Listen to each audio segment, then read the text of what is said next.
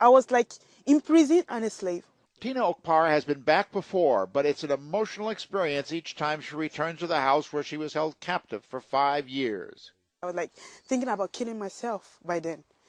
But the only thing that makes me stay, that makes me keep on saying that maybe one day somebody will rescue me. At age 12 in her native Nigeria, Tina was legally adopted and brought to France by football star Godwin Okpara and his wife.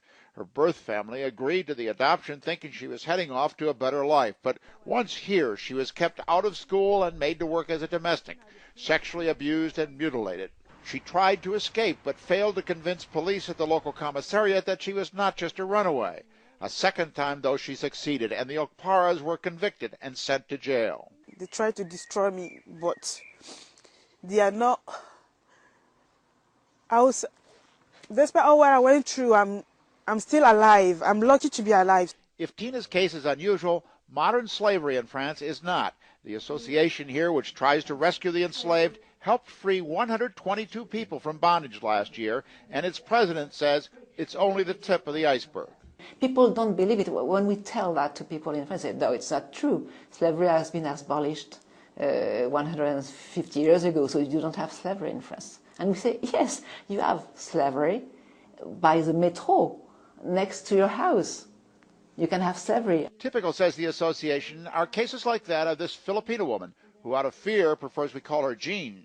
She was hired to work as domestic help by a family from the Middle East. They took away her passport and papers and threatened her if she did not work for them day and night. When they came to France for a visit, she managed to escape by climbing out of a sixth-floor window and sliding to the ground on a rope. Jean was held in forced servitude in this building in one of the most chic areas of Paris. In fact, so many cases of modern-day slavery take place in unexpected neighborhoods like this one that recently the Anti-Slavery Committee published this booklet which shows pictures of places around the city where slaves have been held. And it's not just foreigners who are responsible for the modern slavery in France. According to his lawyer, a Cambodian refugee named Sok was held in cruel conditions and forced to work by a French mother and daughter who took advantage of his mental incapacity for more than 10 years. Denied medical treatment, he pulled out his own teeth with pliers. And eventually the French women were taken to court.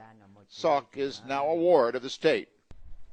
And so, more than a century and a half after slavery was definitively abolished in France, modern-day instances of it still come up even in the leafy suburbs of Paris, and sometimes to the disbelief of authorities here, who, according to anti-slavery groups, are gradually beginning to take the problem seriously.